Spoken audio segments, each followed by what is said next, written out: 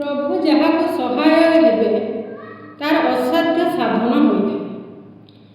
प्रभु रामचंद्र वनवास जीवा खबर शुणी अयोध्यार समस्त प्रजा मान दुखरे मर्माहत हेले। प्रभु रामचंद्र तांको कहले, तुमे काहींकि व्यस्त और विव्रत होच?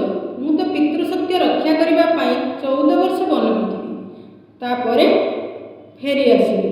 आ जीवा पूर्व मु तुम मानकर अभाव पूरण करी देबी। प्रभु रामचंद्रंकर दानशील घटना चाहूँ चाहूँ राज्य सारा व्यापीगला, समस्ते जानिगले। शह शह प्रजा आसी प्रभु रामचंद्र दान ग्रहण करी नेले। अयोध्या जड़े गरीब ब्राह्मण रोथे, तांको नाम होची त्रिजट। सी रुगिणा थे, आशाबाड़ी धरी चलुଥିଲେ, चलवाक तांकर बल पाउनथिला। तांको स्त्री कहले, प्रभु रामचंद्र बहुत दयालु, समस्ते तांको पाखरु दान ग्रहण करुछन्ति, तुमे भी जाओ तांको पाखरु किछि दान आनिबो, आमे सुविधारे चलिबा। त्रिजट सब रामचंद्र को पाखकु गले, कहले, प्रभु मु जणे गरीब ब्राह्मण, मु बा दान कोन मागिबी? आपण को इच्छा अनुसार आपण मते किछि दान दियंतु। प्रभु मने मने हसिले, कहले, हौ आगर जो पिला देखा जाउछन्ति, तुमर जो आशाबाड़ी अछि, से आशाबाड़ी को से पिलांको पर्यंत तुमे फोपाड़ी दियो।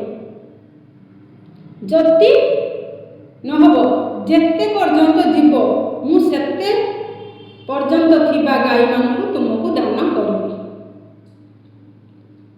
ब्राह्मण चिंता कले, कहले, मु तो आशाबाड़ी धरी चलुची, मु आशाबाड़ी को जदि फोपाड़ी देबी ताने चलिबी केमिति? मु तो होची रुगिणा लोक, मोर बल केउटु आसीबो मु फोपाड़ीबी? तापर भाबिले प्रभु को इच्छा, प्रभु कहिसंती मु करिबी, कहिकी बाड़ी फोपाड़ीले। से जाई सरला नदीर तटरे जाई पड़िला से बाड़ी। से गरीब ब्राह्मण आश्चर्य हो गले, कहले, कौन हैला? मोर बल केउठु आसिला? मु केमिति फोपाड़ीली? ये होची सब प्रभुंकर इच्छा। प्रभु न चाहिए मोर किछि ही पारि नथा। सेठु से वृद्ध ब्राह्मण भाविले, जहाको प्रभु साहाय्य करिवे तार सबु समस्यार समाधान हो, असाध्य साधन हो पारे। बंधु माने ए कथाटी जदि आपको भल लगिथिबो बा हृदय को स्पर्श करथिबो